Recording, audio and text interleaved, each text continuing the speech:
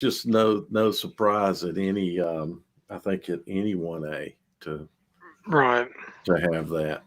Do you have the I mean I can bring them up, or do you have the games already brought up? Yeah, I You got the do? games.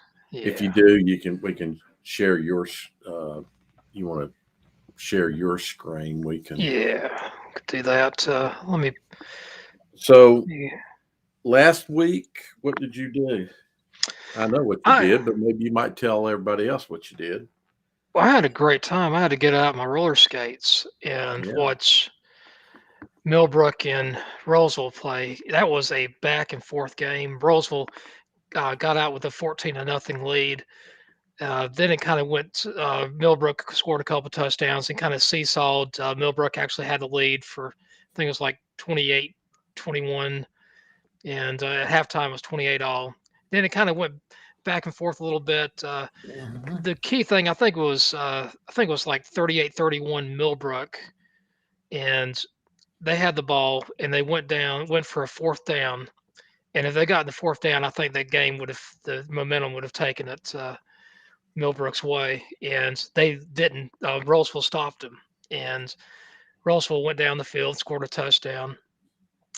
Millbrook scored a field goal, making 41-38, and then uh, I think that's right. And then Roseville scored, and anyway, it ended up tied 48-48 at in regulation, and just a lot of great passing. The Roseville quarterback, he's committed to South Florida, and Mhm. I think he's definitely the best quarterback I've seen this whole entire year. He is a man.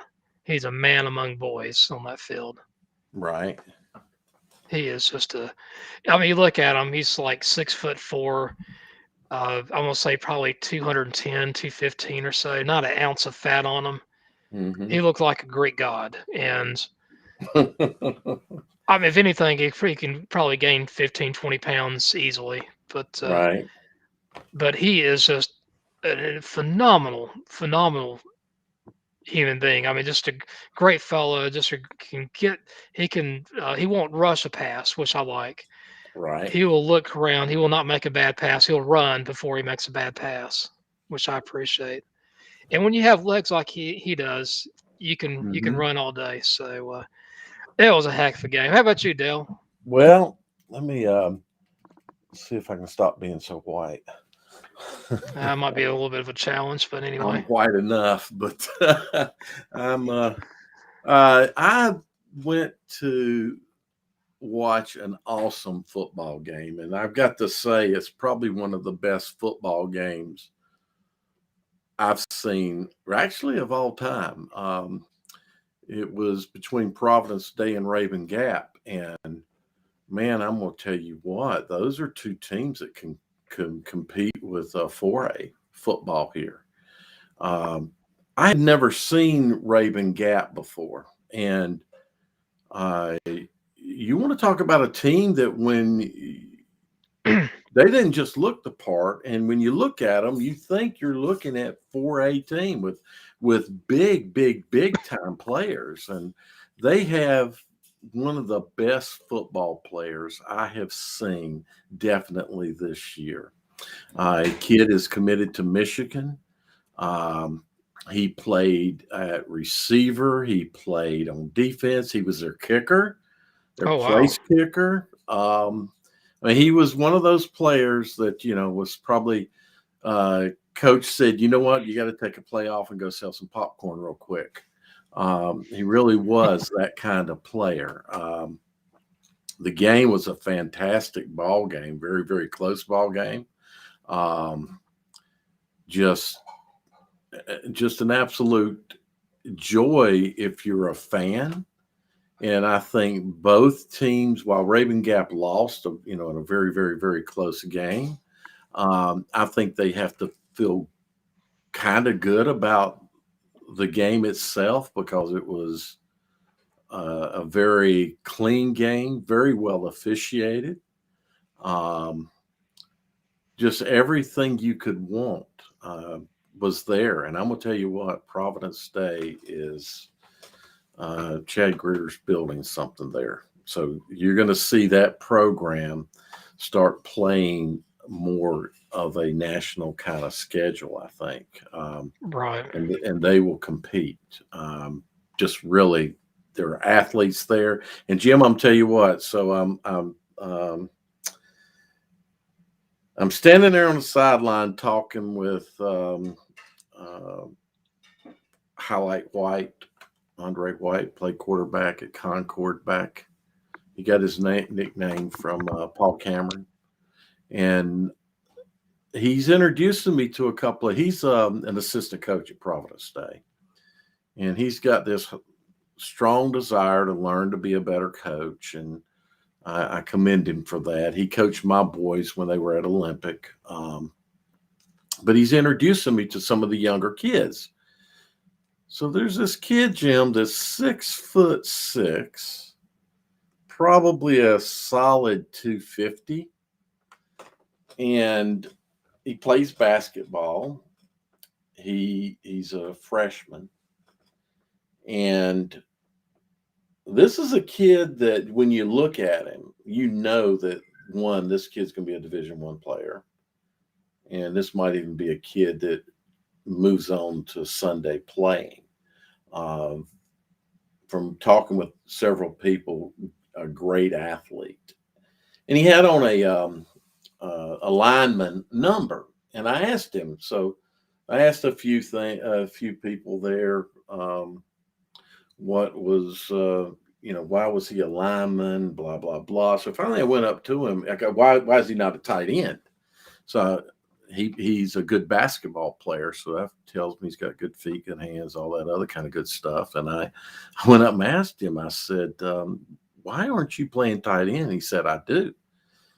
I said, "Well, why are you wearing a lineman's number?" And he said, "Well, when I first came onto the team, they put me at line, and he said I'm now a tight end." So I'm just mentioning this because they were showing.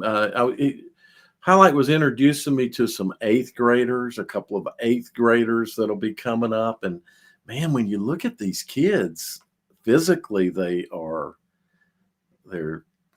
awesome. This other kid's a wide receiver, and he already looks the body part of a like a junior, wide receiver, a junior Muhammad Massaquoi kind of deal. So I'm just saying this because I think we're going to have some awesome football. And Jim, I got to thinking about that last night because of what happened last week with the NCHSAA, not the NCHSAA, but our state government in HB 91.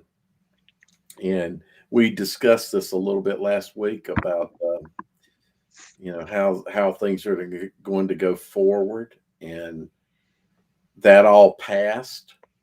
I guess the governor's got to sign it, and I haven't seen if he He has. signed it.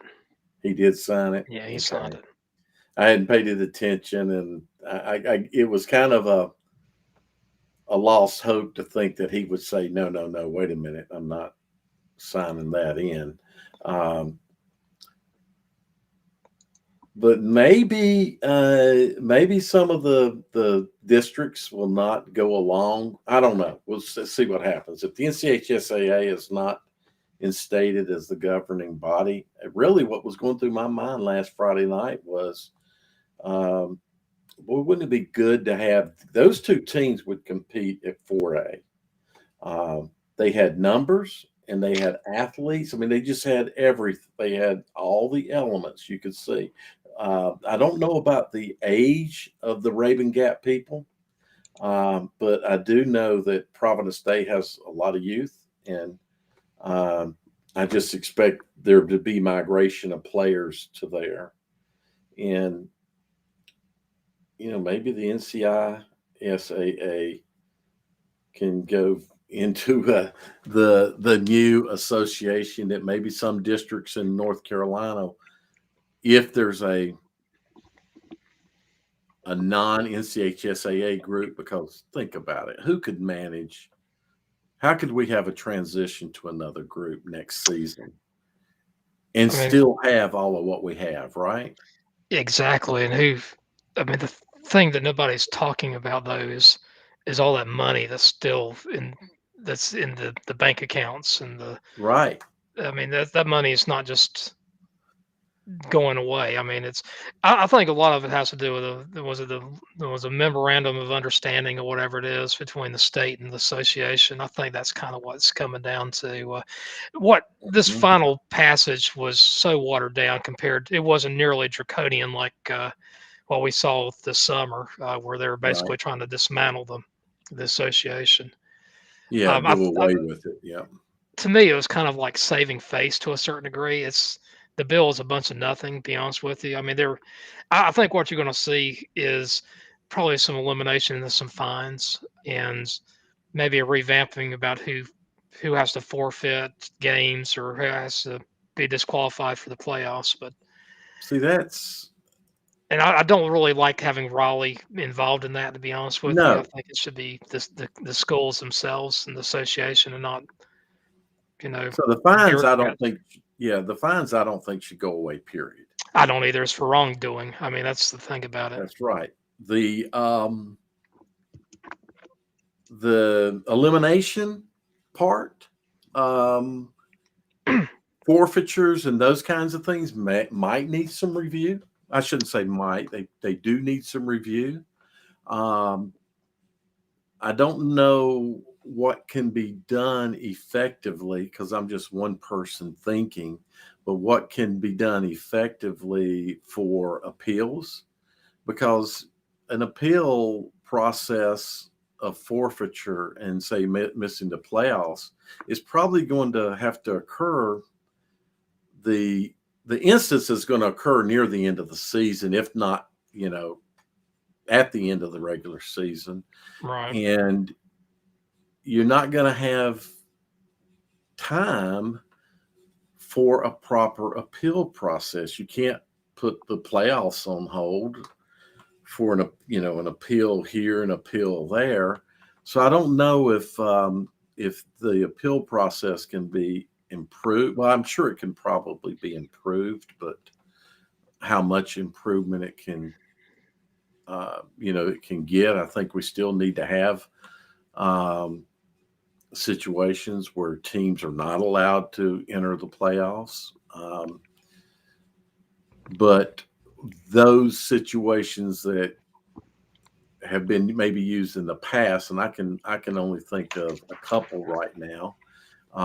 The situation with Mountain Island Charter and situation with Hickory Ridge are two that those schools did not deserve to be eliminated from the playoffs, but both schools accepted it without issue.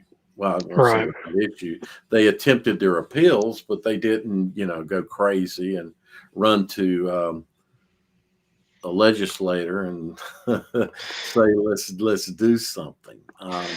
Yeah, and they didn't, have some type of fake news about Q yelling at them or something. I mean, I still laugh about that politician that got on your talking prep show, and Yeah, I'm like, really? You have to make up? I mean, you hear this from a couple of coaches that probably have a bone to pick with the association anyway, and you're going to take it for gospel.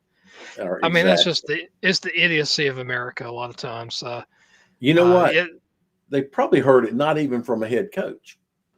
oh, I'm sure it's probably heard third hand if anything, and Well, the they've head heard it. coach probably says something in jest anyway. Well, could have heard it from a volunteer coach Yeah, or an assistant coach, but very unlikely. Though I'm not going to say. I think the probability is lower that it came from a head coach.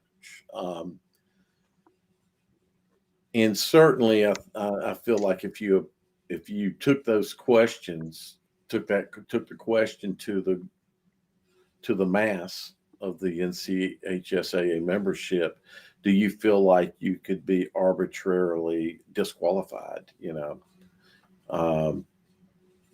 If you didn't violate anything, if you did not break any rules, right. and questioning management is not breaking a rule. Um, so if you did not break any rules, do you think you could be disqualified from the playoffs? And we have a merit-based system, and because of that, it's easy, and it's with as much transparency as we would like to have. That's one thing that's transparent. You know, Right. they place a formula out that says this is what's going to be used to qualify.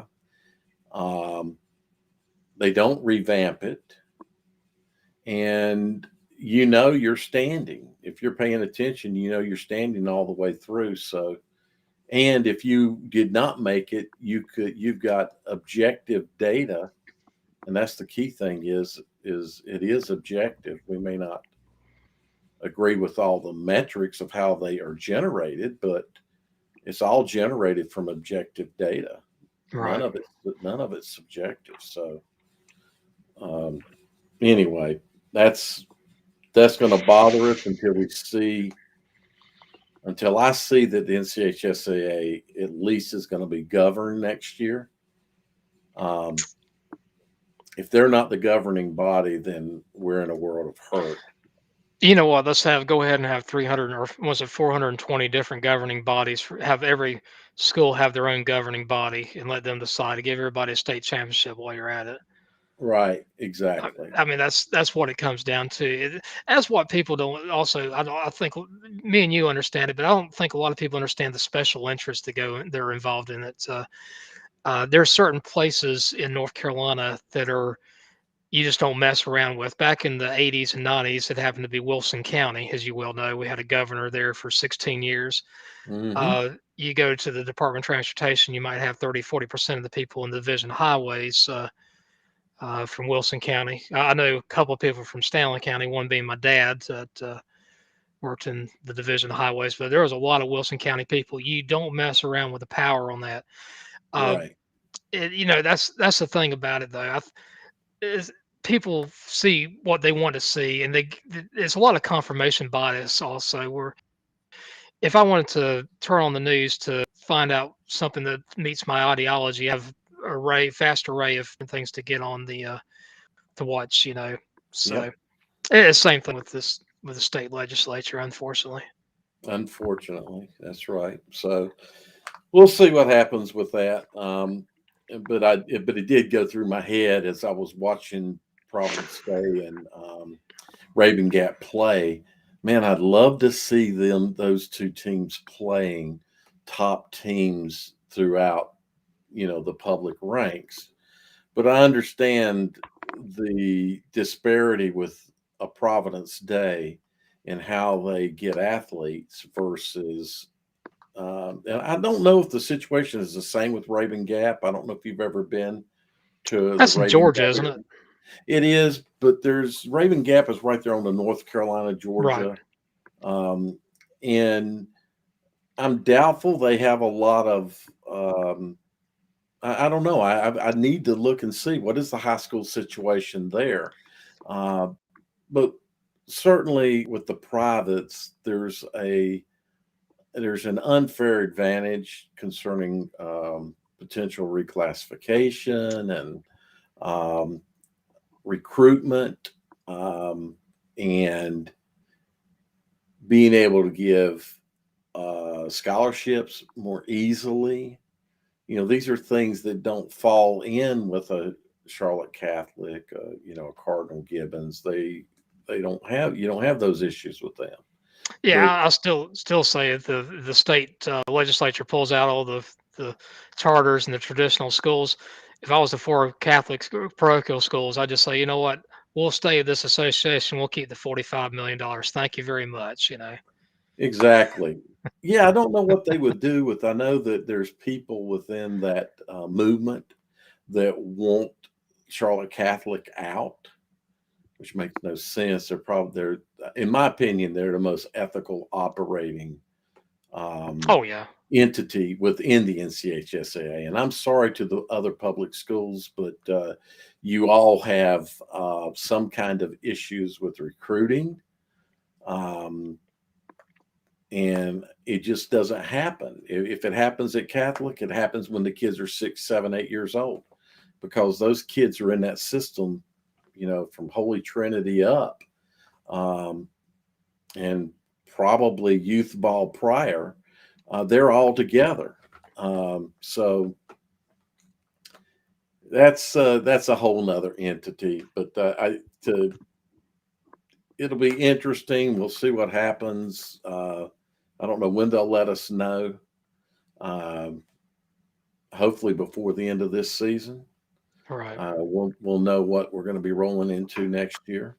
But anyway, let's talk some of what's going on. Other than we had a few surprises last week, Jim. Yeah, we did. Or surprises, they surprised you and I because I know Yeah, there were a number of games we picked and they went the other way. exactly. I mean, there was several of them. Like I'm going down here. The Pender beat Northmore 50-12. That just totally blew my mind away. I didn't see that happening. The big shocker though was Murphy beating Eastern Randolph by 33 points. I Yes, picked Eastern Randolph to win that game. At the same time, I also knew that Murphy. You don't dismiss Murphy in you November or never December. you never dismiss them, no. Yeah, But and I I think knew as that we North Rowan Robbinsville game would be a close one. uh-huh. And the Mitchell Thomasville, I knew that was going to be a close one. Uh, but I'll tell you what, let's go and look at this week's matchup. What do you think? Yeah. All right. We'll see if you're crazy this week. All right, am I sane or insane here? All You right. got Tarboro, who I think they've thrown the ball 38 times in 12 games this year. They don't throw the ball. They are a running team. They're playing Northampton, who is another running team. The book on Tarboro, if you're going to beat Tarboro, you got to be able to pass the ball. You got to go vertical. You got to spread out the field. Northampton is not the team to do that. Tarboro, to me, is going to win probably 4 touchdowns. Am I sane or insane? 4 touchdowns. Tarboro's winning the ball game, Yeah. and Tarboro's going to win the ball game. I think with a little bit of ease, at least. 4 scores is 28 points, up to 28 points, 42-14. I, I I don't know. I think 3 4's maybe not out of the realm of possibility at this late in the. So that's the thing, Jim, is this late in the season or in the playoffs, and I think that's one of the things we kind of is hard to calculate and played into some of the results last week is teams will play better in the playoffs. But it goes both ways. Good teams are going to get better as you get closer. You should get better as you get closer. So I'm going to say you're semi Semi-sane. sane, something like that. That was probably the biggest blowout, our biggest margin this whole week. This is just to Hmm. me, this is the one pick I feel pretty comfortable about picking. The rest of them is just Right. it's six and one, half a dozen of the other. Now the other game here, let's go down here in the East. Pender versus Northside. Northside is a running team. They like to run, run, run, run, run. They a lot of the talent from the old Plymouth High School ends up over at Northside. Northside is not that far from Plymouth, and they're a team though that they'll have 3 runners that will make you stay honest. They don't have much of a passing game, and the with the Patriots, Pender Patriots, a little bit different, but not much. They throw the ball probably 10 or they probably run the ball 10 times more than they pass. I'm gonna say they're somewhat Pender and Northside are kind of mirror each other on that. I think it goes back to who has the better defense, who's played the tougher schedule at this time. I'm going to go with Northside, but I'm going to say it's less than a score, less than a touchdown. Hmm. I'm going with North Side as well. And so I think you're saying in all of your statements there, including being inside of one score, so 7 or less. Yeah, Now this maybe a next game, 4-point spread. Murphy, Robbinsville, these teams seem like they played twice a year, once in the regular season, once in the playoffs. It used to be whoever won that game in the 1A East usually decide who was going to represent the East in the 1As. This is going to be a heck of a game. Robbinsville won the matchup earlier in the season. Murphy was a little bit banged up at the time. Robbinsville happened to be a little bit more healthy at the time. Right now, Murphy is on a roll. I mean, there's just no ifs, ands, or buts about it. They are on a Mm-hmm. roll. Uh, they figured out Eastern Randolph, how to beat Eastern Randolph, which many teams couldn't. I mean, Eastern Alamance lost to Eastern Randolph earlier on the season. Robbinsville, I think their defense is a little bit bend but don't break. They struggle against Thomas Jefferson and they struggled against North Rowan on defense. Both teams it's pretty healthy mix for 1A. I mean, they probably run the ball twice as much as they pass it, but both teams do have a passing game. Uh, I think the game is pretty even, but I think there's two big parts here. The game is at Robbinsville at the Oaks, and the other thing is Murphy's defense has been more stable as the season progresses, at least in the playoffs. I'm giving just the slightest edge to Murphy. Okay, Murphy's that's a traditional going to be here team, and it's that time of season. I'm still. I was picking Robinsonville to go deep, and I'm picking them to continue that run. I think you're saying in the as long as you think it's going to. I think this is a one-score game. But I'm on the other side of the score than you.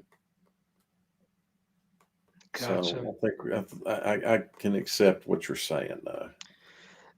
There's another interesting thing about this game, though. I think if you see a lot of scoring in this game by both teams, is probably going to favor Robbinsville, believe it or not.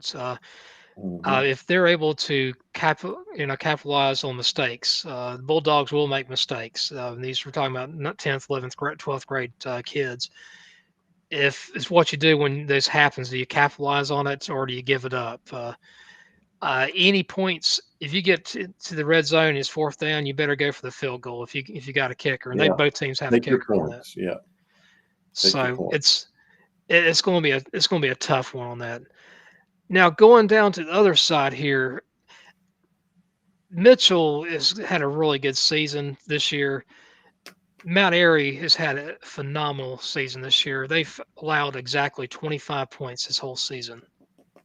And Mount Airy's defense is just, I mean, part of a good defense also is having an explosive offense where you Exactly. make the other team go outside their norm.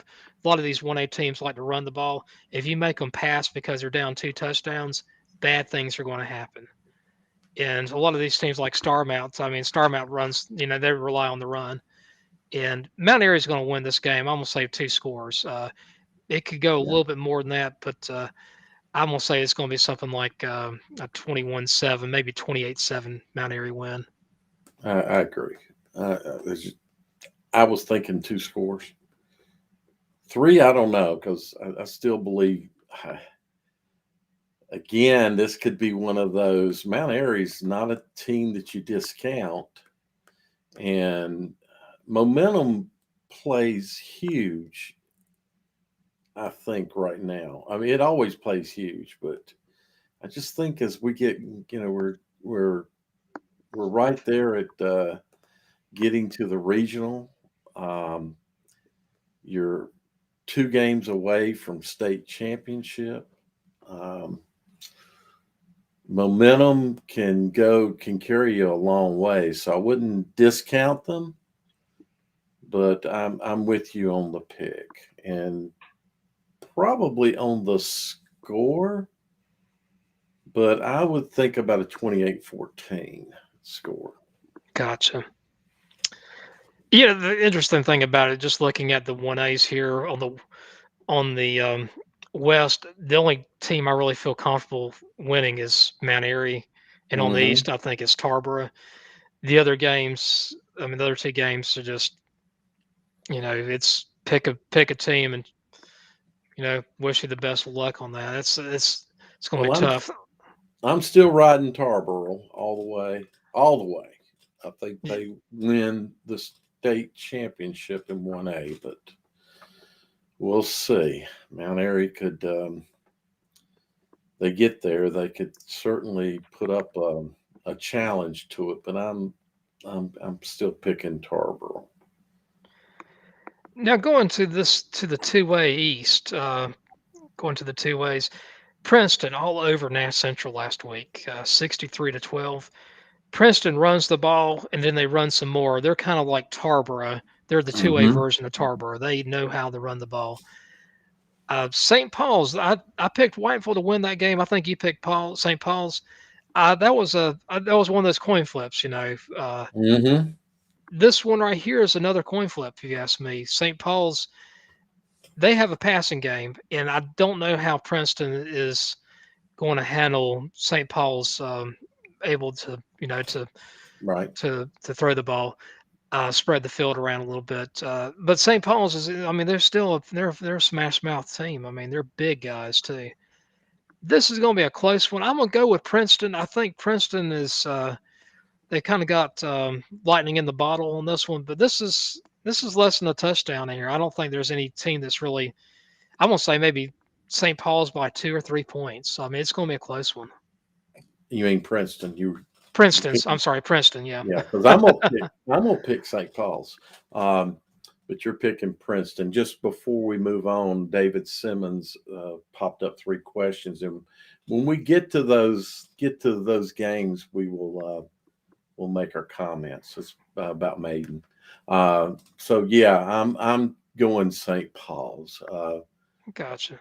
again. I agree, but I agree with you. You're saying in the one score aspect. Um, and it just feels like one of those the last team with the team with the ball last um, wins unless they're unless the team gets the ball and they only have handful of seconds, Right. then it's a miracle. uh, but you're saying So go down to the bottom part of the 2A East. This one right here is a granddaddy of them all game here. Northeastern Walls Rose Hill.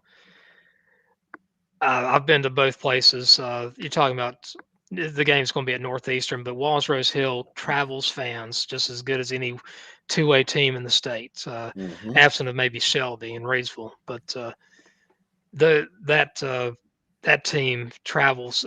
I think the home field advantage will be negated a little bit. So I don't think that's going to play a lot into it. The big thing with me though, Northeastern, they can throw the ball and run the ball with about equal efficiency. They actually have a little bit more yardage passing the ball than they do running the ball. I mean, it's like I think they're passing, they got like 2,800 yards, and running they got about 2,500 yards. So I hmm know that team is a well balanced team. Walls Rose Hill, just it seems like they're getting better and better as the season goes on. They got revenge against East Duplin. They have two losses, lost to East Duplin, they lost to North Myrtle Beach, or some team, maybe not North Myrtle Beach, some team in the Myrtle Beach area. And I know that those losing to East Duplin is not a is no shame in that whatsoever. right, They beat a good West Craven team by 5 touchdowns. They beat North Lincoln by or North Lenore by 48 points. This is this is another one that is I, I mean you can't go wrong with either team. To be honest with you, I'm gonna go with Wallace Rose Hill by a couple points, but Northeastern okay. could win that game easily too. Okay. I wasn't sure where you were going with that, but I'm going Wallace Rose Hill. And yeah, the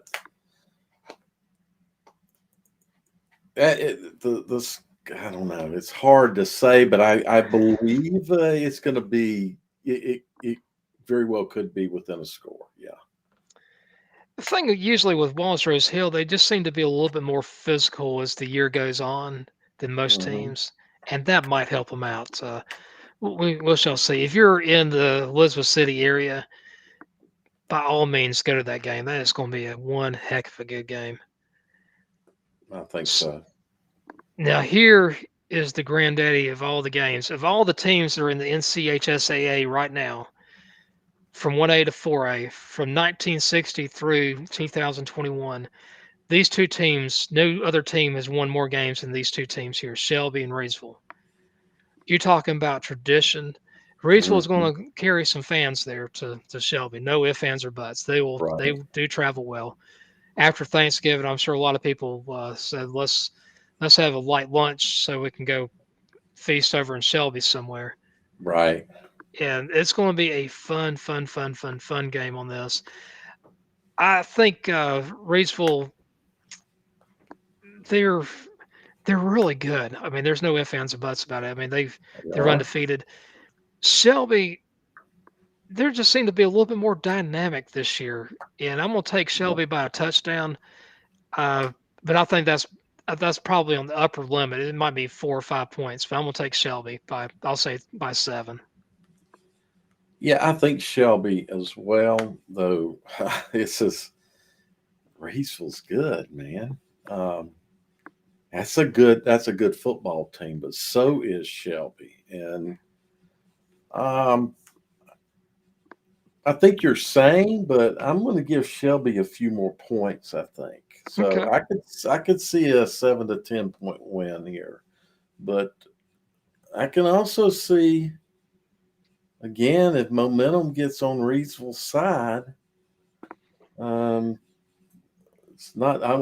Wouldn't count them out.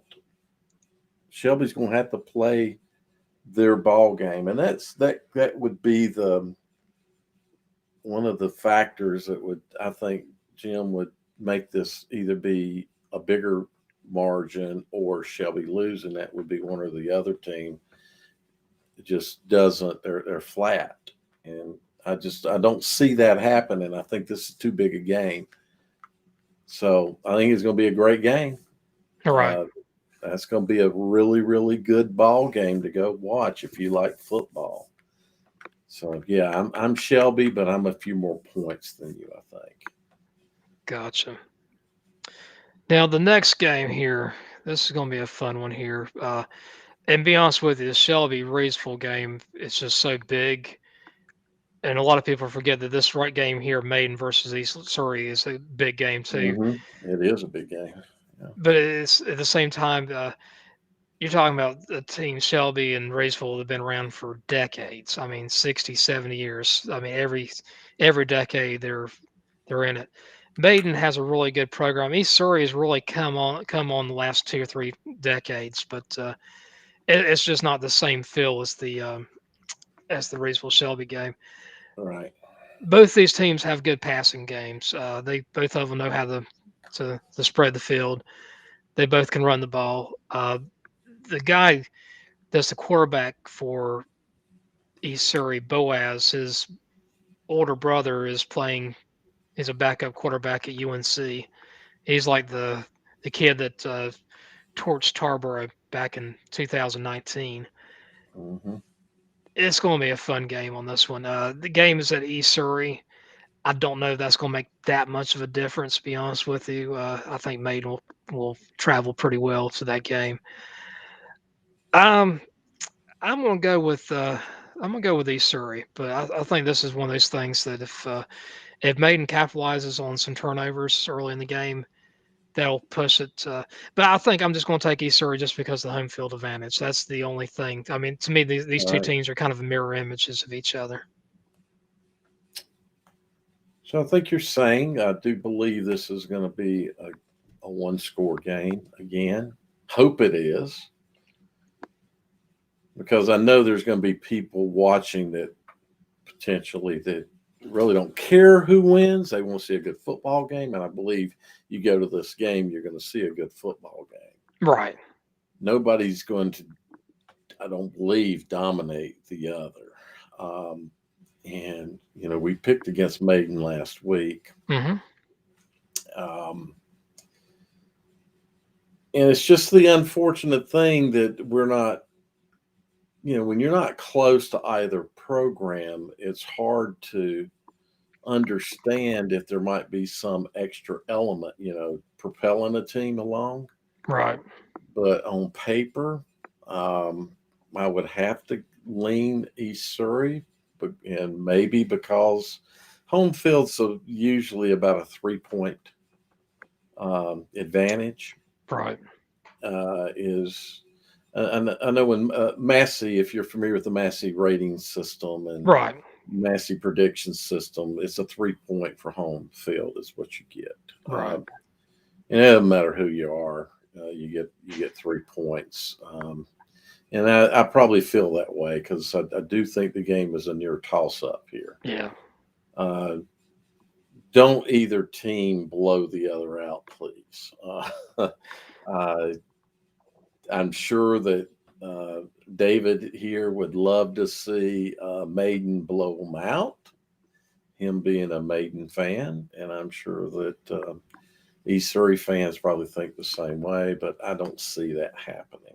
So you're saying. And the big thing here, the winner of this Maiden East Surrey game, they might be considered a sleeper, to be honest with you, because I think most people are going to pick the winner of the Shelby Reedsville game to go to the represent the Sure. two-way West. So the dark horse definitely could come out of this game. That's right. And I think that's there's going to be a lot of energy at that Shelby Reedsville game.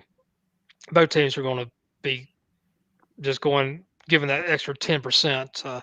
And the Hmm. interesting thing about those programs, Shelby and Reedsville, there's a lot of respect for each other, and you don't see that a lot of times in football. Shelby fans will talk smack about just about anybody. They leave Reedsville alone. They really do admire what Reedsville's done over the years. So it's going to be fun. It's going to be fun to watch. So everybody here should be um, pleased that they practiced on Turkey Day, which typically is just the third round, but still. It's hard to call this the fourth round, in my opinion, but To me, it's you're like a now third deep. round. Yeah, you're now deep in the playoffs because the third round run in the previous setups was a good. That's a good run. So making it to Turkey Day and playing after Turkey Day is, playing on the day that you're eating leftover turkey is special for everybody. Oh, I totally agree. And I'll tell you what, it's really special when you get to see your son or a neighbor son that's playing Hmm. football on Friday after Thanksgiving. That's a good feeling. And Before we talking, move on, I'm going to say, yeah, they did play well in their win over Salisbury. That was obvious.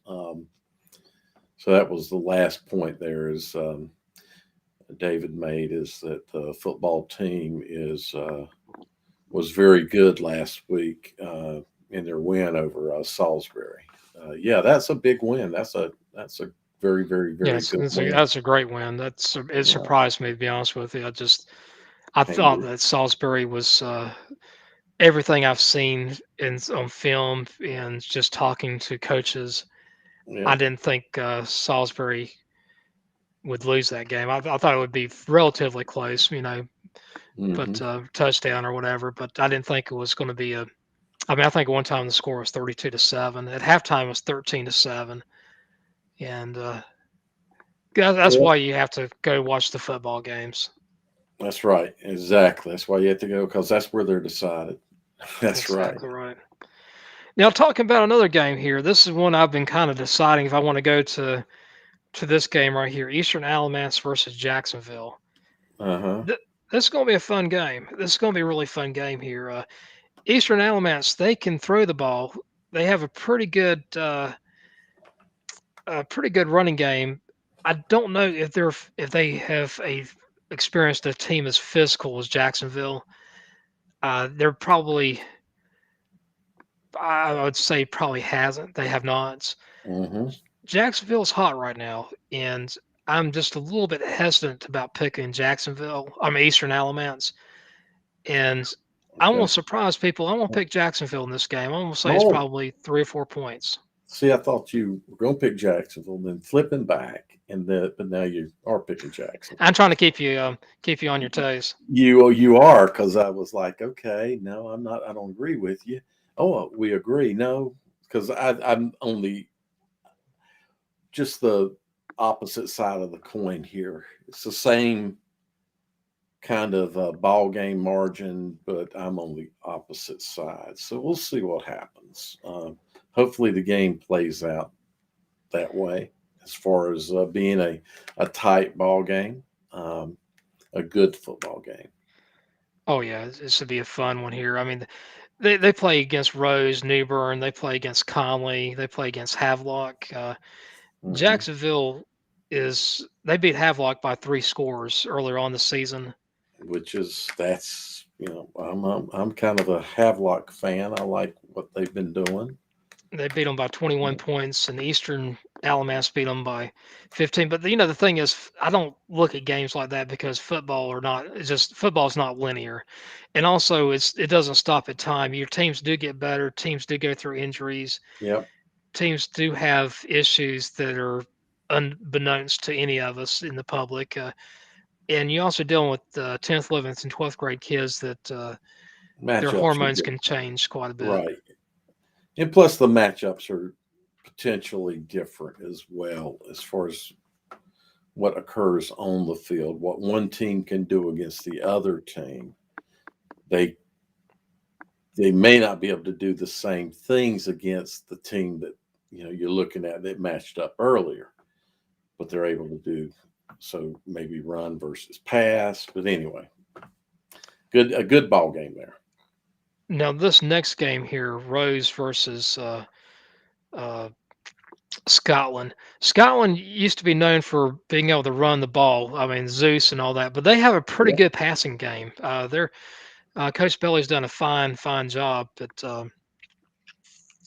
Scotland. I mean, he did a good job. Was it Jack Brett's before Scotland? I can't remember. I know it was somewhere in Fayetteville.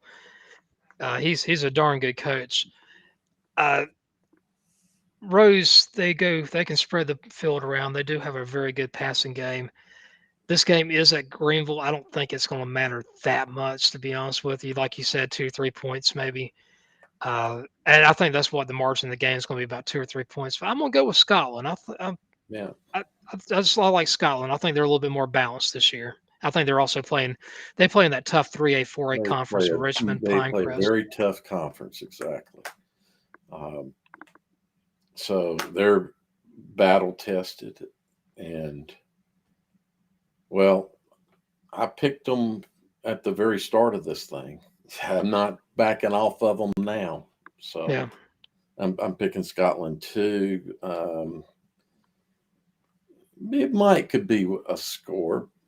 I could see it being 2 scores, but or a score and a half, something like that. But I'm Scotland.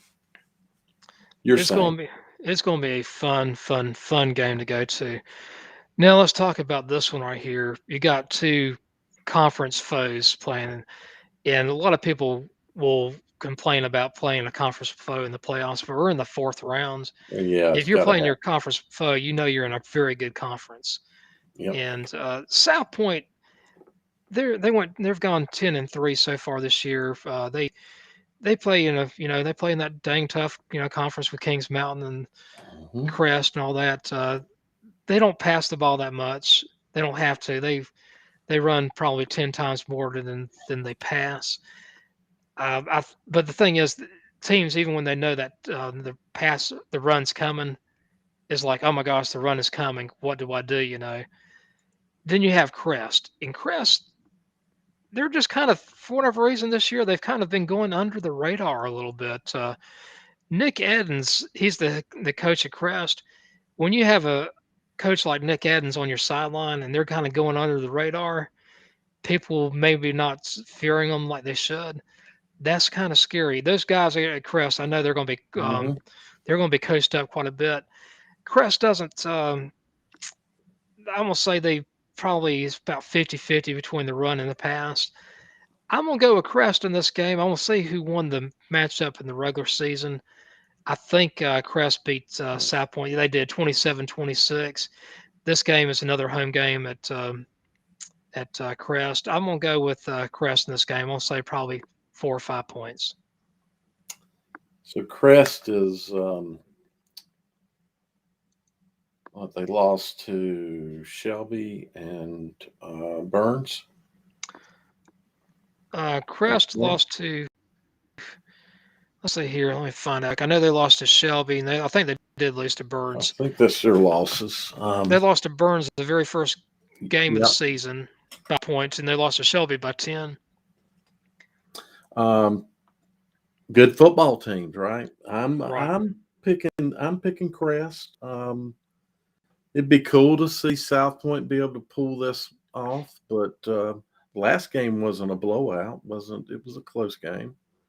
Right. What was the final score of the last game? Was it 27-26. Yeah. I It was doesn't get any thinking, closer than that. yeah, for some reason I was thinking it was 3 points. I don't know why. I thought this 27-24 was in my head. Maybe it was. Let Uh, me check. It might have been 29-26. Let me double check. I thought I saw I 27-26. I thought it was a 3 point game, but Jim, I'm that was weeks ago.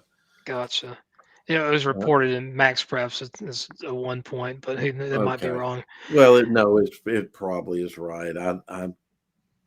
I'm remembering wrong. I remembered it was a close ball game, but this is going to be a close ball game. But I'm picking Crest. So you're saying here, I think we're probably on the same plate here. Now, the next game here, Dudley. When you think of Dudley, when you go up to the Tarp, this game's not going to be at the Tarp at Tarpley Stadium, but when you think of Dudley, you think of good coaching, good football, and good food over there. Unfortunately, the game is over at Statesville. I don't know what the food's like over there. Dudley in the past have been Mhm. known as a running team, but they have a very good passing team. And this offense this year has gotten right over 7,000 yards total offense in 13 games. Yep. They know how to move the ball. And they lost one game at the beginning of the season. They lost to Hillside, which is a very good program in itself. Another 4A as a 4A program. Dudley's 3A. Dudley, you can't really say anything bad about Dudley. They're the complete deal. Hmm. Statesville is a team that's kind of, we're talking about Crest earlier on. Statesville's been kind of going under the radar a little bit. You could say that. You don't hear a lot of people talking about them. And the thing is, they've won all their games. I think the most impressive game they've won this year is probably the last game against High Brighton. Mhm. But they're probably feeling a little bit disrespected. They got that home field advantage. And if the weather, how's the weather in your area? Is it dry today? Well, but up there, who knows what it could be? It's the field could be their field could be wet. I don't know. I don't know what weather. I don't know what the weather is up there. Um, it's not a bad day. Um, If anybody so knows anything about Statesville, that field, it can get wet and it can stay wet for a prolonged period of right. time. So It's kind of like old Concord. I could see it being wet up there, but so you're picking. I'm picking Dudley. I'm going to say Dudley by 5 or 6. I think it's going to be a low scoring game. I think it's going to be Hmm. probably something like a 21-17, 21-16, maybe Hmm. 24-19 score, but something in I'm there. I don't picking. think it's going to be Yeah, a I'm lower picking scoring one. Dudley. Statesville. Hey, this is not a game that they can out athlete because Dudley's got athletes. And they, uh, I'm picking Dudley, and I'm picking Dudley by 10 points. 10 points. I gotcha. 10 points. Yeah, 7 to 10 points. Sorry, Statesville. We'll see what happens. I see that David's picking them by 30. He says, I think Dudley by 30. And,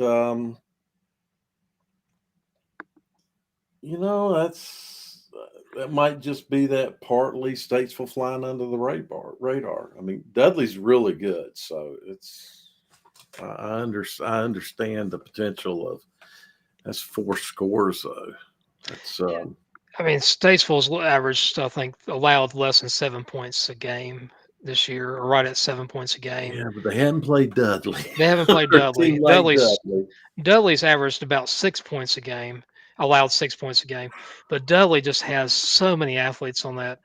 And the reason why I'm picking it as close it is, it has more to do with that football field. I think Statesville's football field, if it's in kind of a bad condition, I think that Uh-huh. plays in Statesville's hands a little bit. But I don't think it's enough to beat Dudley, though. I think a big score, a big margin would be 35-14. 21 points, but I'm really leaning more towards that 10 that I said, and I'm not coming off of it. Can't talk myself out of it. Okay. So let's go down to let's go to the 4As here. This is the game that I probably would go to tonight. I've seen both teams. Leesville Road is hosting Rolesville. Leesville Road has just a hellacious defense. They have one of the best defenses I've seen this whole year. They pretty much throttled Southern Durham earlier on in the season. And I know Southern Durham is a 3A team. Southern Durham's more known for defense, but they have a decent offense.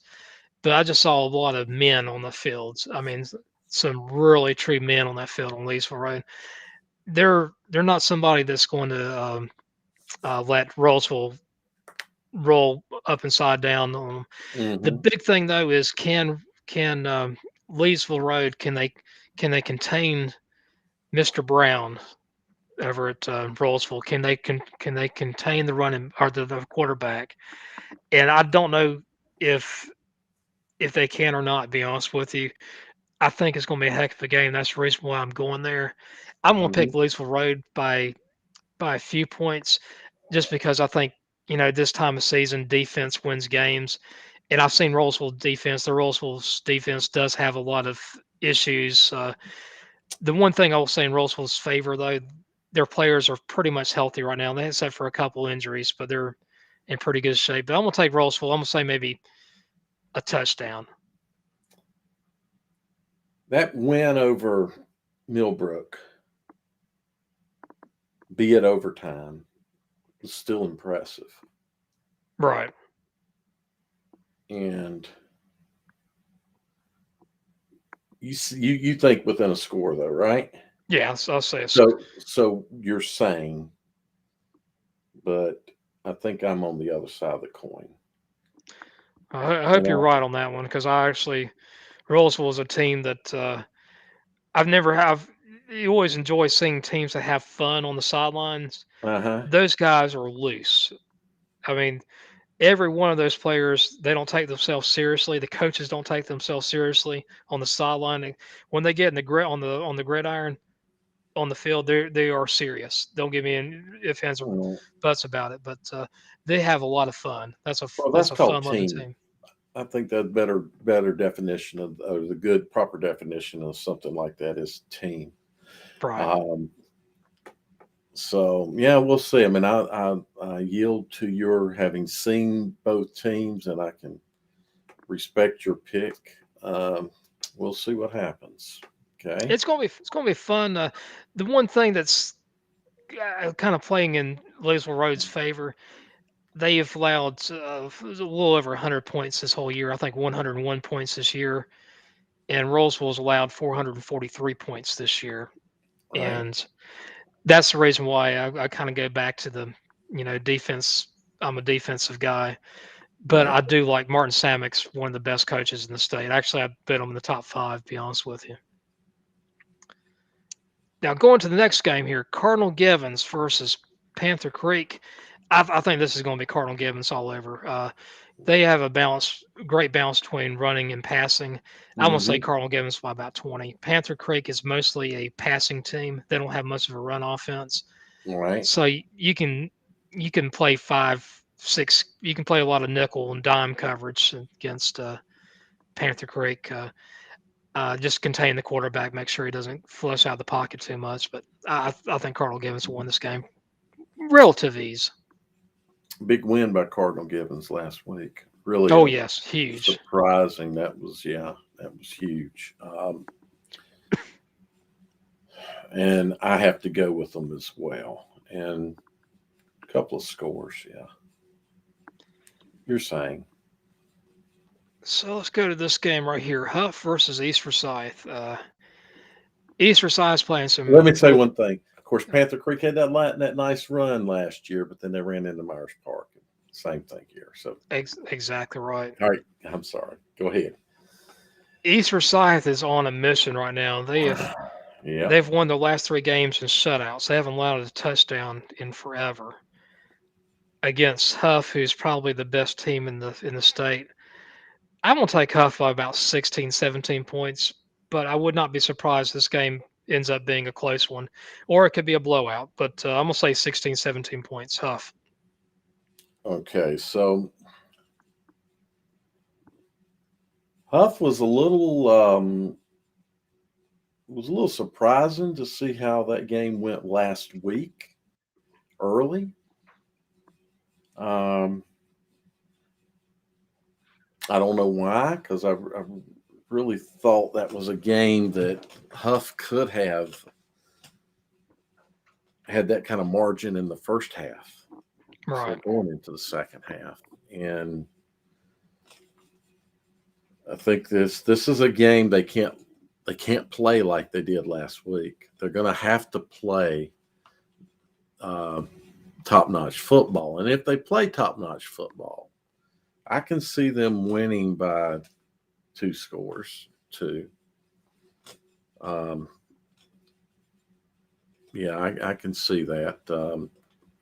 Although this is a good football team they're playing, man. This is a really good football team, but Oh yeah, they've won a couple Huff state is championships recently.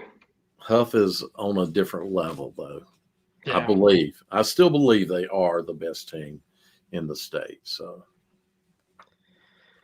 Let's get you're to the saying, last one here. This, if I was in the Union County, Mack County, Anson mm-hmm. County, Cabarrus County, this is the game I'd go to. I It's the would, game I'm going to, by the way. if I was in Gaston County, it'd either be this game or going to one either probably Shelby Reesville. To be honest with you, Well, I'd if go to you're in Shelby Reesville. if you were, but see, Yeah, a person living in Gaston County, they would go to the South Point game, South Crest Point game. Crest. Yeah, Yeah, and they would either be they'd either be pulling for or against South Point but anyway, yeah. I got you. If you were closer to the game, you would go over to that game. I got you. Okay, Yeah. go ahead. So this game here, Weddington Chambers. I'm just kind of, Chambers had that letdown beginning kind of the middle of the season. They lost to Huff. Uh, Weddington though is an incredible team. I mean, I just can't say anything bad about Weddington. And to be honest with you, Dale, I could see this game going into overtime. I think I think Weddington is going to bring their A game. I know Weddington will bring their A game, and I know Chambers is going to bring their A game. Um, I'm going to go with Chambers by just a few points, but and the reason why I'm saying that I think there's a little bit more left in the tank at Julius Chambers than what meets the eye, and I also think Weddington may have struggled a little bit more than I thought they would against Cuthbertson. Right. Oh, man, I've been because as I've been thinking about what I would do tonight, this is the game, and I don't care who wins, but trying to pick who's going to win this game, I can make an argument for either side. Right. Um, that disciplined football that Weddington plays, uh, that high football IQ, and that's what we're going to have here. Is we're going to have technique versus athlete. There's so many weapons on that Chambers side, but Weddington, the kids know how to play their positions. And I can't stress enough how important that is, especially in a game like this, where you're facing athletes um, and potentially facing. That's not to say Weddington doesn't have athletes. They do. Shipley kid's one of the better ones we've seen, period, come out of anywhere. But in general, you're going to, if you look on the offensive side of the board, they got a lot of weapons over there. And so your players have got to know their positions and their responsibilities and execute those without errors. And if they do, that limits. So a big play can be a touchdown.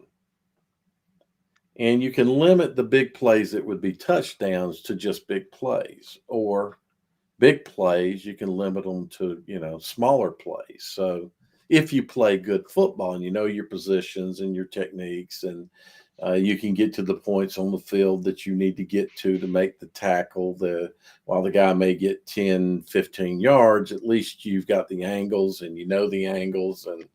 And that's where they excel. The kids know the game and they know their positions and they play it well. I mean, these are the same kinds of words that we use for like a Charlotte Catholic. Right. And this is exactly what we're talking about here. Whereas on the other side, Jim, boy, there is size, there's speed, there's athletes. And it's not to say they don't know how to play football, but I do think a little more goes into the technique of the game and the positions within the Weddington kids, because they got more they have to overcome, maybe, I guess is the one way to look at it. It's just they've been taught from the fact is from youth ball up, these kids play together. And there's Union County's got a very good youth ball system. And that's why we see the Marvin Ridges, the Weddingtons, the Porter Ridges, maybe Sun Valley comes back, but that's why we see good football over there. Right. So yeah, the game home field. Chambers, when it was Vance, they don't travel as well. And, That's true. Weddington's going to bring a crowd too. You know that. oh, yeah, no, there'll be a big crowd there. Yeah. As big as is allowed, and I don't think there's any limit. So, packed house. I can see the Chambers side not being half full. Please, if anybody's watching, don't let that be. I'd love to show up and just see, the games you go to and the people are standing around the fence because there are no seats. That's what I'd like to see. I'd love to see that tonight. I always like it when you see about 4 or 5 deep from around Yeah, the gates. exactly. That's fun to watch a game like that. I'm sorry, I can't, Jim, it's hard for me to make a pick here because I really can make a case that Weddington could win the game, but I think there's an edge of the mass of players. There's an edge for Chambers. Right. And Smothers has a game, and the deeper you get, the more you start relying on he's the best running back in the state. He's the kid is just phenomenal. He is an absolute terror to a defense on the field. And Chambers has other terrors, so I give them the advantage. I give them a 1-score advantage. But I could see them losing the ball game, especially. I don't know that they'll take Weddington lightly, but last year they were supposed to play last year, or they were, Right. but Then life happened. life happened exactly, and this would be a good this. This is not the same kind of Weddington team with a Shipley, um, running off to, if you'd had all those kids and Power Eccles and, what a ball game. But Oh yeah, they got some studs on Julius Chambers' team. So yes, they do. let's look at Big the and fast line, man. Big and fast line. exactly. Let's look at the. I know we both probably need to get ready to eat and all that stuff before we go to games, but let's look at the 1A, 2A, 3A, 4A. See who we think is going to make the state championship game. I'll give you my pick, and you tell me if I'm sane or insane. I'm for Okay. this state championship game. I think it's going to be between Tarboro and Mount Airy. No, man, that's sane. I agree with you. Yeah. So let's go to the 2As here. Well, I knew I picked Shelby to beat Reedsville, and I think Shelby will. I think Shelby's going to be the favorite, but whoever wins the Maiden East Surrey game. But I don't think it's going to be a blowout. And again, it could Mhm. all go back to um Shelby overlooking one of these teams. But I say Right. Shelby from the west, and in the east, east I'm going Wallace Rose Hill. Uh-huh. Yeah, I think you're sane because I kind of put the championship on Shelby right now, I actually. think it's theirs to lose right now, Yeah. and that's a lot of pressure for those kids. Yeah, but it's expected out of that I program. think it is too. I think their coaches got them trained for that. Now in the 3As, say I picked Crest and Dudley. I'm gonna say Dudley from the west, and from the east, I'm gonna go with Jacksonville. Well, see, I picked against you Yeah, in Jacksonville. you picked Scotland, Eastern Alamance, which that's gonna be a fun game if those two teams play. Because they're Eastern Alamance and Scotland are kind of mirror images of each other. Yeah, see, I think Scotland's going from the Okay, east. that'd be interesting. Scotland and Dudley, both those teams were 4As for the longest time. Dudley's been 3A, I Yeah, think, for about 5 or 6 years now. I think the uh, Dudley Scotland, but I think Crest has got a chance. I really believe that's going to be an interesting ball game if it all occurs. Crest and Dudley, but yeah, you're not insane. How's that? Just because I'm picking against you on the Jacksonville game tonight, but you're probably saner on that than I am. So yeah, you're sane. You're okay. I picked Dudley to win it all. So how about you? Yeah, Dudley. I think Dudley. I'm gonna take Okay. Tarboro, Shelby, and Dudley Yep. in the Yep. 1A, Yep. 2A, 3A, and Yep. in the 4A here, I think right now it's that Louisville Road team. It's just their defense is just so darn good. Uh, Hmm. Louisville Road versus Cardinal Gibbons. That's going to be a fun game to watch. I might go to that game unless it's if Eastern Alamance is still playing next week. I'll go to that game. But Cardinal Gibbons. Who'd you pick? Rollsville over Louisville Road? Yeah, but You were kind of because like I how I thought, am. yeah, and that's a lot to do with the fact that I give a lot of weight, and maybe that carries over from that big win this past Friday night. Maybe the win is not as big as I think it is, but I thought it was you know, I'm gonna I take was Cardinal. picking Millbrook, so I'm gonna take Cardinal Gibbons out of the 4A. They went to the 4A state championship last year and lost to Grimsley. So I'm gonna hmm take Cardinal Gibbons again. And Huff versus Julius Chambers. I'm gonna go with Huff. I think this is the year for Huff to shine. They got to get hmm past that roadblock though. If they can or if they can win the next two games, that's going to be huge for that program. If they don't win the next two games, which I think most people are expecting them to, they're going to have that stigma that they can't win the big one. I think they're going to get over it this year. I think Huff will end up winning the state championship. well, they certainly are they're the best team I've seen, and I do think they if they play Chambers next week, then they'll win. They'll win that ball game. That it's hard to beat a good team twice, not when you got a great team. So, um, and yeah, they'll have that stigma if they don't win the next 2 weeks. It took Mallard Creek a while to get over. Huff has been pretty good almost since inception. Um, And the whole thing about that perception, about can't win the big one.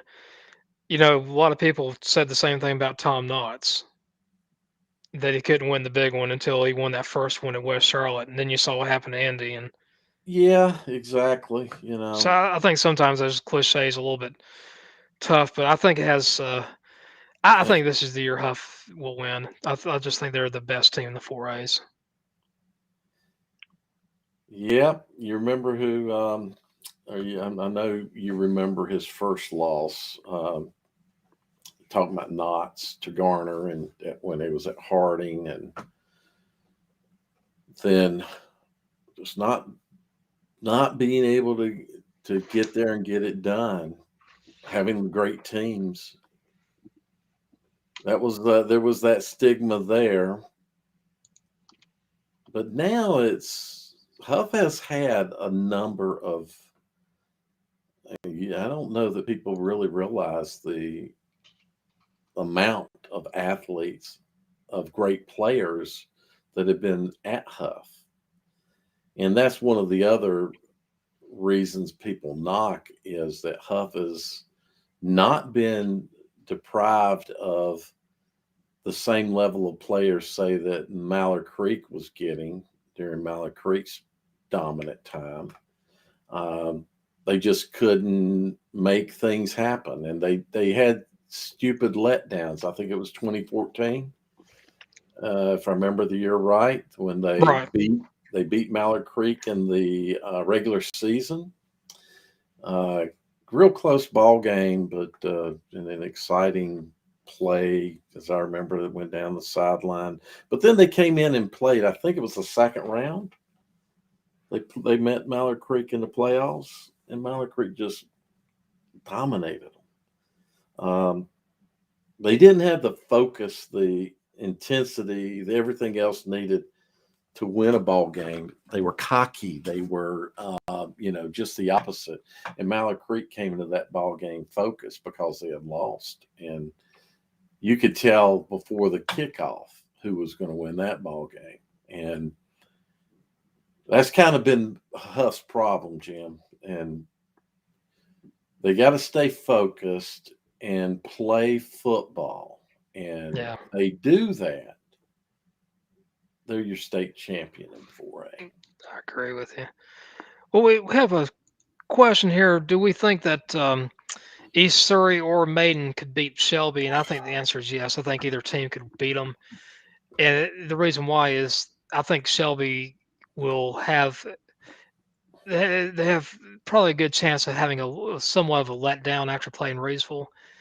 And I Mm-hmm. think that's an intangible. That's a very important intangible when it comes to football. Teams will have letdowns after you beat a name program like Reedsville. No disrespect to Maiden or East Surrey, but I mean Reedsville is a name program, and that's a big program between Reedsville and Shell. Big matchup between those two teams. So yeah, I think it's possible.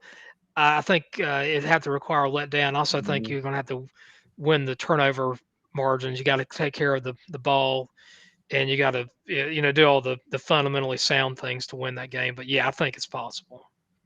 Yeah, so the game is a it's a big build up game is one way to look at it. And I'm talking about the game tonight. I don't know how much Thanksgiving Day, though these things may dampen it a little bit, but you have a build up for tonight to a huge ball game. It's a crescendo that's coming out. Yeah, and so when you reach a peak, do you reach a peak is the question. So if you've reached a peak, you can have that letdown. And I would think if you're East Surrey or Maiden, you're glad those two teams are playing tonight because it does give you potentially a little bit of an advantage. Yeah, you got to win turnover game, but you yourself cannot have a letdown. You have to, those two teams are going to have to play, I think, their best football of the season, which, of course, meaning winning turnovers, meaning capitalizing on them. So the question is yes, they have a chance, but what's the probability? Because Shelby's so darn good. uh, it's that you play the game on the field, and uh, whoever gets the most punches first in the mouth, that can go a long way. It can go a very, very long way if you can punch someone in the mouth and get them reeling. And I just saw an excellent example of that when Ardrey and South Mecklenburg played this year. The opening kickoff, Ardrey did an onside kick. It didn't work, but ultimately they got the ball and they scored first. They kicked off again. Guess what they did? An onside kick. And they scored. And now, before you know it, they've punched South in the mouth so hard that South did something. I don't know that Joe would do this again if he had to, but he went for a fourth down. And we're talking about first half football here. He went for a first down. I mean, he went on fourth down. He went for it on his end of the field. And it wasn't like it was at the 49-yard line. It was down around the 35-yard line. Which goes So against everything in the book. it went against everything in the book, which, maybe that's what you need. It didn't go well either. It was bad, and Ardrey scored again. So you get a team off balance. And when you get a team off balance, like they did, and this is now we just apply this to East Surrey or Shelby or Maiden, that's what they've got to do is find a way to get early, to get a Shelby to doing things that are against the book. This is not what I would normally do, but things are going not in a manner that I need them to be going. So I've got to do something, which is what the goal was. They're not going to expect this, but when you line up in the punt formation, maybe still they're not going to expect this, or they're going to think I'm going to try to draw them off sides or something. And maybe I can make a play out of this. So that's the kind of stuff that's going to take. Go Wolfpack. So yeah, I forgot that game's tonight. yeah, I would love. It would be great to see State win. I'm disappointed. I'm sorry, but I'm just we have a great record going, but we got a sorry record. I'm sorry, but we've lost to some teams that we shouldn't have lost to, and so I'm not.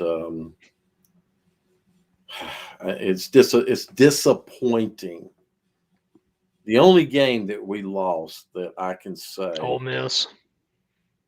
no, I'm thinking the only one that I could say, okay, I accept. I don't like it, but I accept it would have been the Wake Forest loss.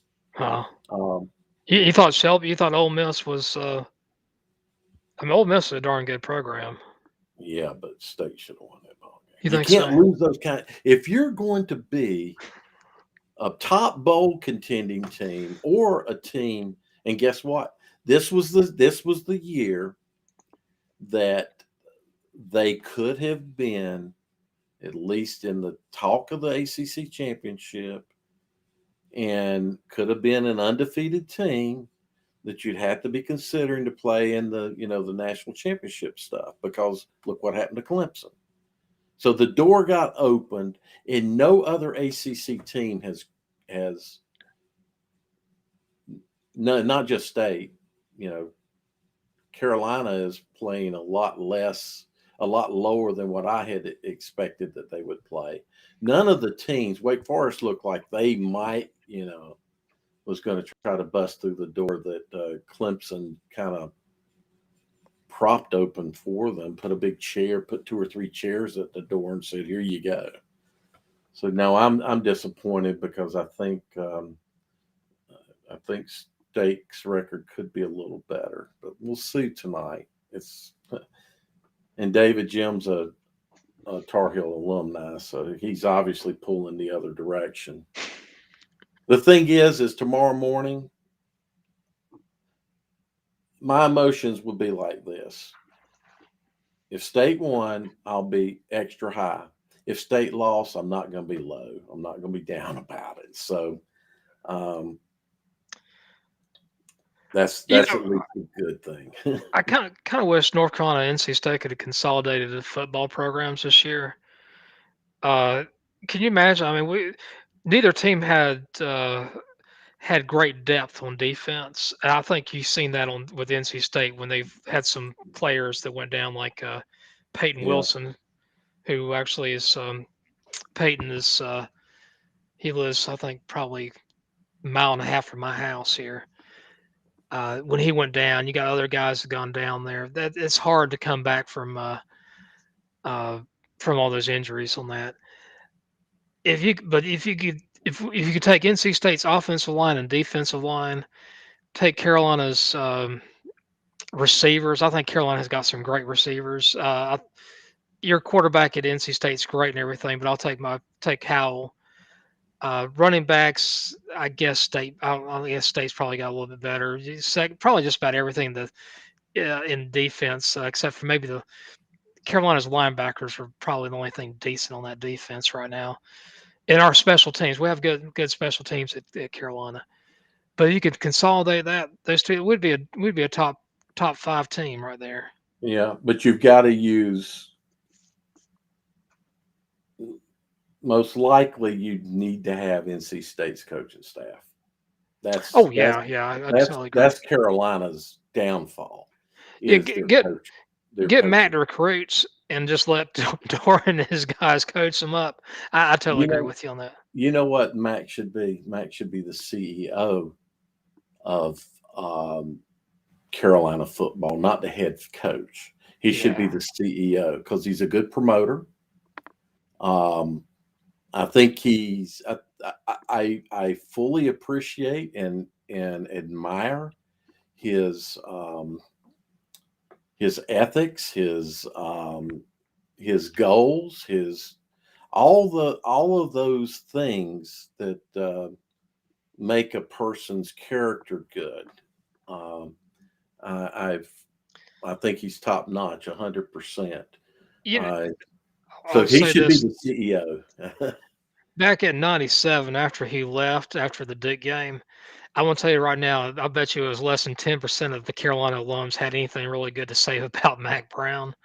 They were mad about him going to Texas before Yeah, the bowl game. I mean, I don't blame them. I mean, yeah, I'm not trying to be funny, but if someone offered you the keys to IBM, or you could go work at some type of burger right. shack, which one would you go for? I don't blame them on that.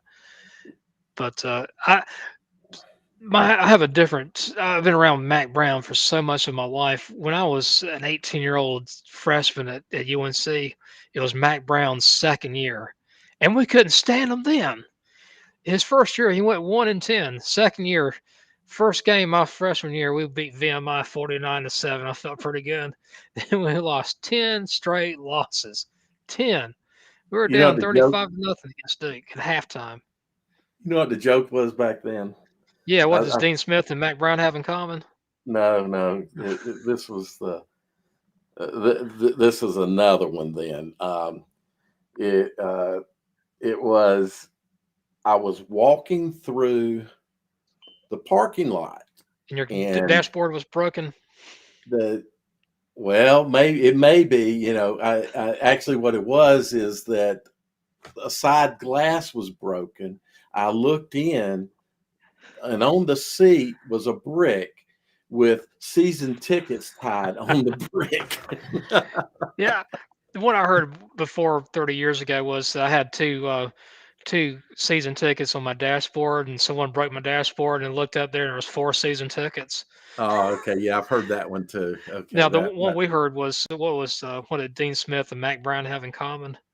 Neither one of them could coach football, right. and but I'll tell you what, he proved us wrong. He knows he's got a high football IQ about it. I, the problem I had with Mac, his first tenure at Carolina, we had lousy special teams. We Mhm. would just do really good during the game, and we couldn't make a kick. We couldn't do a punt. We'd have so many punts blocked. We'd have so many missing assignments on special teams. Or we'd have a guy, the only thing he had to do was catch the football, and what happens? He fumbled the dang thing. So, Yeah, I think what really helped back in that tenure was he was a better recruiter. See, this is the one thing that has kind of always stood out is that I don't think there's been many seasons that you would rank NC State's recruiting class higher than UNC's. And in most years, there would be a huge gap between where the recruiting classes ranked. Um, I think that what he had going for him then was good recruiting, and he had a good staff. He built a good coaching staff. well, he Um, was young. He was telegenic. I mean, all those right. things. Now I'm not trying to be funny, but I mean, if you're a No, he 17-year-old is. kid, you're He's like old. you're gonna listen to a 68-year-old man says, "Hey, let me tell you the 411 on Chapel Hill here." You just Right. I think if you could move him to CEO, get yeah, him, and then change out his the coaching staff. I'm not saying all the staff goes because I don't know enough about the staff, but uh, there are certainly from a recruiting point, the players are better at Chapel Hill than they are at NC State. I'm not saying the players are better. Uh, I think more Dorn's done a touted. great job of developing and capitalizing on what they got. Um, but there's certainly more talent, at least initial talent, initial thought talent at UNC. So Well, tonight's game is going to be interesting, I guess. here's a question for you. If you, I'm gonna ask you two questions here about NC State. If you had to pick one of your former football coaches to win one big game, who would it be? And if you could pick one of your former football coaches to coach one season with really good talent, who would it be? I think it'd be two different answers for you. If it'd be two different answers, so one game and one. Season. So it's actually going to go between two coaches that I don't know if you'll know one, Lou I Holt imagine and Lou Bo Holtz. Ryan. Oh, you taking Bo Ryan? Okay. Oh, Well, okay. I Bo, had another guy I'd take over that. well, Sheridan. Yeah, I'll take Dick Sheridan for a season. I'll Yeah, take so Sheridan. See, Ryan, he was man. He was only there what 3 years? yeah, he had the plane crash over going to LSU, right, or something. Yeah, he was on a recruiting trip and the plane crashed, and it's tough. I think my single game would be Lou Holtz because Yeah, I'll take that. I agree with that. there's no better motivator, I think, anywhere than Lou Holtz as far as football is concerned. Quite honestly, I believe NC State's been fortunate in that they had another extremely good motivator with Jim Valvano. Uh, Oh yeah. Bo Ryan was a solid football coach, but so was Dick Sheridan. Um, that's see for me. That's a tough one because I Bo Ryan was. I know more about Sheridan because one, he coached longer, and two, I was a little more. I was a little older. Ryan was my when I was still a young, teenager, late teenager, versus Sheridan. But man, Sheridan was a phenomenal coach. I really hate that he had to give it up. He would have been an asset, and State may have moved, forward a lot further had he been able to stay. The question would have been, though, how much longer would he have stayed? Right. Because he was that good that your big SEC programs and a Clemson, somebody like that may have grabbed him up. I met him. I was in Florence, South Carolina, and this was, oh gosh, this was around the Hugo time. I can't remember exactly what the situation was there with the weather now. It's a really hard thing, but I was at the gas station, and there he was filling up his car. And I looked at him and I said, "Dick Sheridan?" He said, "Yeah." Like, what are you doing in Florence? He said he was, he was recruiting. He was on a recruiting trip.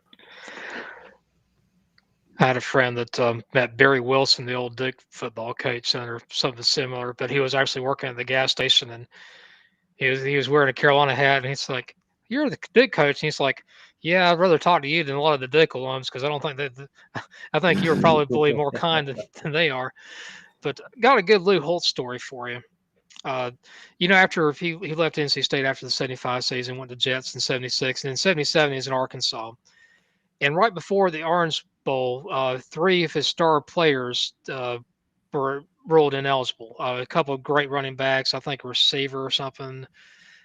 They lost a lot of their talent, and it was kind of touch and go. Back then, the state of Arkansas had their attorney general was a guy named Bill Clinton, and Clinton actually was meeting with Lou Holtz during the time to meet with them because some of the players were talking about just uh, or basically boycotting that Yeah, game. And revolt. It was a it, wa- revolt. Yeah. it was a big revolt, and finally got that all worked out. And well, right before Louis gives his speech right before the Orange Bowl game, and I think everybody was picking Oklahoma to win by 23, 24 points. And this guy says, "Coach, I just want to tell you something. I had a dream last night, and I've had a dream that we kicked off. The team we won the toss. We elected the kickoff, and I drilled the returner, and he fumbled the ball, and we caught it. We got it." And Lee Holtz says, "Well, thank you for sharing that with me, son. I don't know how that's going to help me, but I appreciate that." And well, sure enough, Arkansas wins the coin flip. The returner gets the ball, and he's running down, and he gets popped not by that player, but somebody else, and another player fell on the ball, and the quarterback Kevin Scallon, who was at NC State, I think it was Scallon, maybe it was somebody else. He says, "Coach, what game, what play you want me to call?" He says, "I don't know. Why don't you go talk to that linebacker that told me about his dream? Maybe he can tell me which Ask one him to what play. that play is. Ask me what the play is." So Yeah, good guy, man. I really like Lou Holtz. He's a good human, and he had some great sayings too. He says, good thing the difference between me and Noah when I was at William and Mary was that Noah got two of everything. I only had a bunch of Marys, but not enough Williams. Not enough Williams. Yep. Well, Dale, I guess I better get ready for this evening. I got some things I Yep. need to do before I get on the road. Me too. Let's see here. He says he's an App State fan, and Maiden quarterback has a strong arm. So Yeah, Mayton's quarterbacks, he's put some pretty good stats on the board this yeah. year. So, Well, good luck tonight. Hopefully, not saying you guys can't win. That's it's your game to have. Actually, I think it's going to be a great ball game there. I guess it was So, like 4 years ago. I think a lot of people didn't think Harding was going to win the state championship, and what happened? Harding won it. oh yeah, that was. I had the conversation. I guess it was probably Aprilish of that year. Probably somewhere in Aprilish. I invited a bunch of guys to meet me at barbecue place, City Barbecue, and Sam came, and Sam told me, he said, we're going to win state championship this year. And I asked him about his coaching staff, and he said he was going to call both sides of the ball. And I told him, you ain't going to win a state championship. Just for that reason alone. And then I met with him, videos up somewhere. I met with him in his weight room later. And then he told me, he said, remember I told him we'll win state championship? We're going to win state championship. So he kept kind of hitting that. And I didn't believe it until they lost to Mallard Creek, should have beaten Mallard Creek in that game. And at that point, I believed that they could. So, yeah, a lot of people didn't believe they could, but they did. A lot of people didn't believe they could, beat Scotland. So they're already there. But to beat Scotland was, that's not going to happen. And by that time, I already believed. I knew they would. So Maiden could do it tonight. So Jim, you have a good game. I'm going to be. I got to check my text and see, but I should be leaving here before too long to go over to Weddington. We'll see what happens tonight. All right, man. Well, listen, I hope you stay warm and have a good time. I will. I'm going to be triple layered, whatever. Yeah, exactly. All right. All right, Dale. Take care. See you. Bye.